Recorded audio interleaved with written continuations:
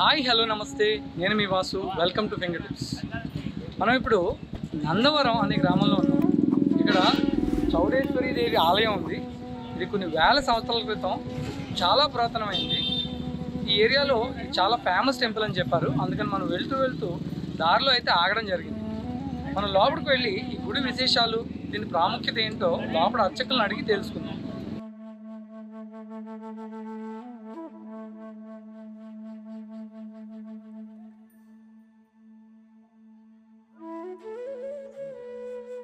నందవరం ప్రసిద్ధి చౌడేశ్వరి దేవి కాశీ విశాలాక్షి ఆలయానికి ప్రసిద్ధి చెందింది.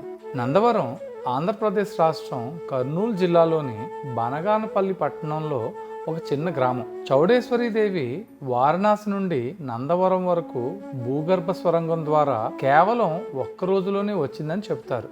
ఈ గుడిలో శ్రీచక్రం దేవుడికి ఎదురుగా ఉంటుంది కాబట్టి యాత్రికులు నామమాత్రపు రుసుము చెల్లించి కుంకుమార్చన చేయవచ్చు. నందవరం దేవాలయం చౌడేశ్వరీదేవి నందివారక్ బ్రాహ్మణ సంఘం యొక్క ప్రధాన దేవత కాబట్టి వారు ఈ ఆలయానికి నిధులు సమకూర్చడంలో మరియు యాత్రికులను కనీస సౌకర్యాలు కల్పించడంలో గొప్ప బాధ్యతను తీసుకున్నారు. నందివారక్ బ్రాహ్మణులు గర్భగృహంలో ప్రవేశించి చౌడేశ్వరీదేవికి పూజా కార్యక్రమాలను నిర్వహించడానికి అనుమతించబడ్డారు. ఈ ప్రసిద్ధ ఆలయాన్ని సందర్శించేందుకు ఏడాది పొడవునా అనేక మంది భక్తులు వస్తుంటారు. నందన చక్రవర్తి ఈ ప్రసిద్ధ ఆలయాన్ని నిర్మించారు. అసలు చౌడేశ్వరీదేవి మూర్తి చూడ్డానికి చాలా భయంకరంగా కనిపిస్తుందట. కాబట్టి దాన్ని గర్భగృహం తలుపుల వెనక దాచి ఉంచారు. మరియు అదే విధమైన చౌడేశ్వరీదేవి దేవతా స్వరూపంలో తక్కువ భయంకరమైన రూపంలో తయారు చేయబడింది. ఈ పురాతన ఆలయంలో ఈరోజు మనందరం చూసేది ఈ నిర్భయ స్వరూపమే. చౌడేశ్వరి ఆలయం ఎత్తు ఈ ఆలయంలో దాగి ఉన్న అసలు దేవత పైన సంపూర్ణంగా కూర్చునేలా కొత్త దేవత కోసం అవసరమైన ఎత్తుని సృష్టించడానికి ఇప్పుడు సర్దుబాటు చేయబడింది. ఇది పవిత్ర స్థలం మరియు లోగట వీరక్షత్రియులు దీన్ని కాశీగా పరిగణించేవారు. 16వ శతాబ్దం ప్రారంభంలో నిర్మించిన 60 అడుగుల ఎత్తైన గోపురం ఈ ఆలయానికి మరో ప్రధాన ఆకర్షణ. ఇది ద్రావిడ శైలి నిర్మాణ శైలిని పోలి ఉంటుంది. దేవాలయం కోనేరు ఆలయానికి కుడివైపున కొంత దూరంలో ఉంది మరియు పండగలు మరియు జాతరలు సమయంలో భక్తులను పవిత్ర స్నానం చేసేందుకు వీలుగా దీన్ని శుద్ధి చేస్తూ ఉంటారు. నందవరంలో జరిగే ప్రధాన పండుగలు చౌడేశ్వరి జాతర మరియు దేవీ నవరాత్రులు. దేవీ నవరాత్రుల కాలంలో నందవరంలో అమ్మవారి ఆశీస్సులు పొందేందుకు ఆంధ్రప్రదేశ్ మరియు ఇతర రాష్ట్రాల నుండి భక్తులు ఇక్కడికి వస్తూ ఉంటారు. నవరాత్రి 9వ రోజు చండీ హోమం నిర్వహిస్తారు. ఉగాది పండగ సమయంలో శ్రీ చౌడేశ్వరి దేవి జ్యోతి ఉత్సవం 3 రోజులు జరుపుకుంటారు. నందవరం గ్రామంలో చౌడేశ్వరి అమ్మవారి జ్యోతి ఉత్సవాలను ప్రతి సంవత్సరం మార్చి ఏప్రిల్ నెలల్లో స్థానికులు భక్తులు పెద్ద ఎత్తున నిర్వహిస్తారు. ఈ తిరునాళ్ళ కాలంలో కర్నూలు, కర్ణాటక, మహారాష్ట్ర మరియు ఇతర పొరుగు రాష్ట్రాల నుండి లక్షలాది మంది భక్తులు నందవరానికి వస్తారు. ఈ పురాతన ఆలయాన్ని ప్రతి సోమవారం, మంగళవారం మరియు ముఖ్యంగా శుక్రవారం పెద్ద సంఖ్యలో భక్తులను మనం చూడొచ్చు.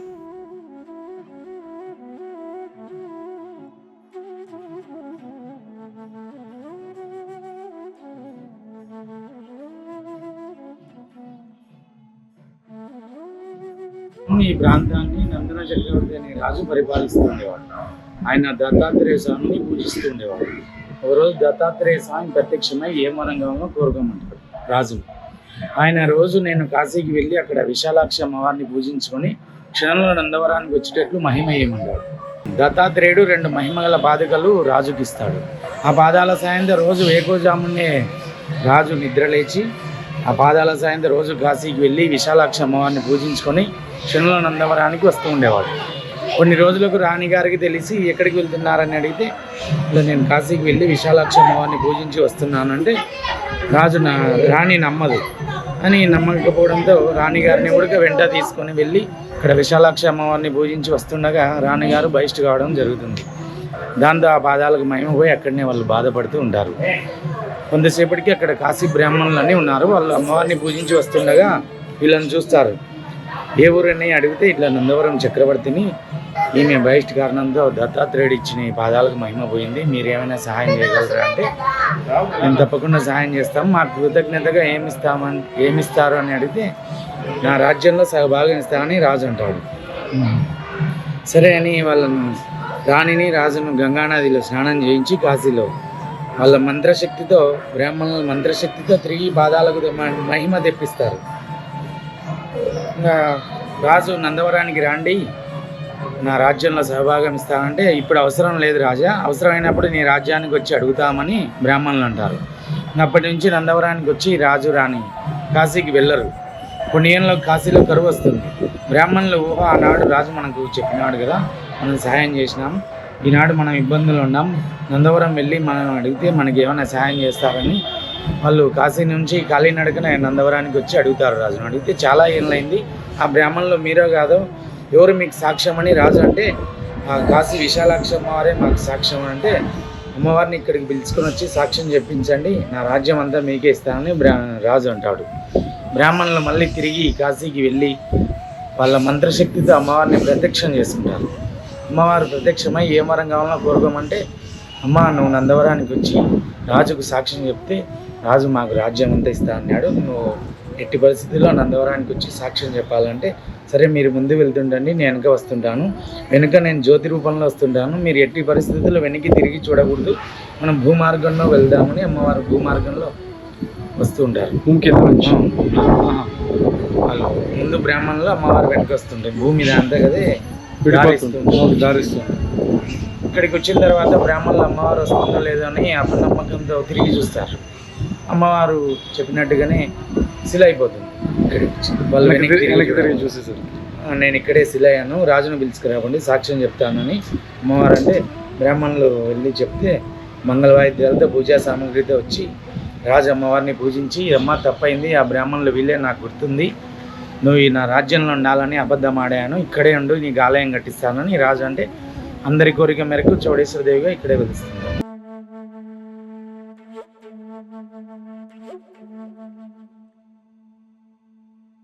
మనం చౌడేశ్వరి దేవాలయంలోని విశేషాలు అన్నీ చూసాం కదా.